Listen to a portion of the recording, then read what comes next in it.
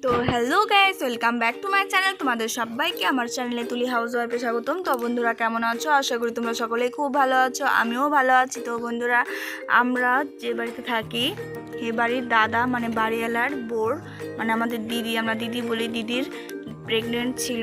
2 দিন আগে তার বাচ্চা হয়েছে, আর বাচ্চাকে আমরা আজ দেখতে যাব হাসপাতালে।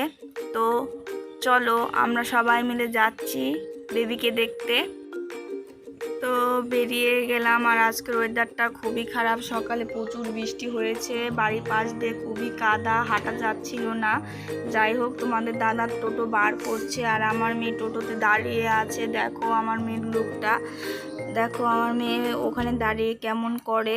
আর যাই হোক, ওর বাবার গাড়িতে উঠলে সবসময় ও ওখানে দাঁড়িয়ে থাকে, মানে ওর বাবা গাড়ি চালায়, ও দাঁড়িয়ে ওভাবেই দাঁড়িয়ে থাকে ওই সিটটা ধরে।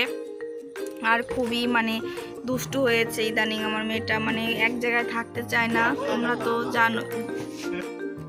আমার মেয়েটা এখনও পুরোপুরি হাঁটা শিখেনি। যাই হোক, তোমাদের দাদা ওই সিটের মানে গাড়ির কাপড়গুলো গোছাচ্ছে। বৃষ্টি নেমেছিল যার কারণে সিটগুলো ওর সম্পূর্ণ ভিজে গিয়েছে, ওগুলো ভালো করে মুছে নিচ্ছে। অবশেষে গাড়িতে উঠে গেলাম। আমাদের দাদা মানে গাড়ি চালাচ্ছে, আর সামনে বসলাম না, কারণ ওখানে ভিজা, বসলে ভিজে যাব। তো আজকের ওয়েদারটা না সত্যি খুবই ভালো, কারণ মেঘলা মেঘলা, ঠান্ডা ঠান্ডা, গরম নেই, খুব আরাম হচ্ছে, আরও বাতাসে খুব ঠান্ডাও লাগছে। যাই হোক, তো দিদিটার মানে পোলিও কার্ডে লেখা ছিল গাজলে, তো ওখানে গাজলেই নর্মাল ডেলিভারি হয়েছে। আর যাই হোক, নর্মাল ডেলিভারির ফলে খুবই ভালো হয়েছে, আর মালদায় যাওয়া লাগেনি। আমার যেমন তোমার একদম সরাসরি নার্সিংহোমে নিয়ে গিয়েছিল মালদা, আর কোনো নর্মালে চেষ্টা করেনি। যাই হোক, নর্মালে হয় ভালো আমার মতে। আমি মনে করি সিজার খারাপ, মানে নর্মাল ডেলিভারি সব থেকে উত্তম। তো সিজার করলে সারা জীবন প্রতিবন্ধী, যতদিন তুমি বেঁচে থাকবে ততদিন প্রতিবন্ধীর মতো তোমার ব্যথা সহ্য করে বেঁচে থাকতে হবে। আর নর্মাল ডেলিভারি ভালো, যারা গর্ভবতী মায়েরা কাজকর্ম করতে থাকে, হাঁটাচলা করতে থাকে, সাধারণত তাদেরই নর্মাল ডেলিভারি হয়। আর নর্মাল ডেলিভারি হলে সাথে সাথে ব্যথাটা কমে যায়, আরও মানে কোনো অসুবিধা হয় না। আমার ক্ষেত্রে নর্মাল ডেলিভারি ভালো। আর তোমাদের বলা হয়নি আমার ডেলিভারি সিজার হয়েছিল কেন।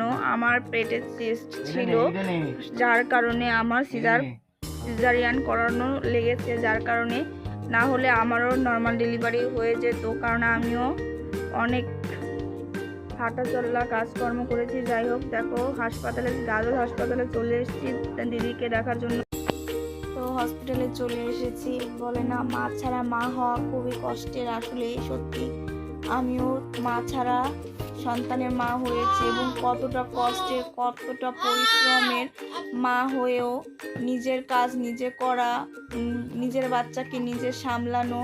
তো আমাদের এই দিদিটাও মা, মানে যখন এই দিদিটার বয়স 1 বছর, তখন এই দিদিটার মা তার বাবার সাথে রাগ করে গায়ে আগুন লেগে মারা গিয়েছিল।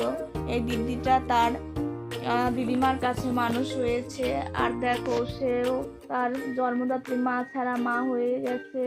এর থেকে বড় কষ্টের আর আমাদের মাঝে কিছুই নেই। আমার মা থাকতেও ছিল না আমার মা থাকতেও আমার মাকে আমি পাশে পাইনি, কিন্তু এই দিদিটার জন্য আমার খুবই কষ্ট হয়। কিন্তু যাই হোক, এই দিদিটার হাজবেন্ড মানে আমাদের দাদা, সকলেই, শাশুড়ি, তারপর ননদ, বড় যা, সকলেই আছে দেখার মতো।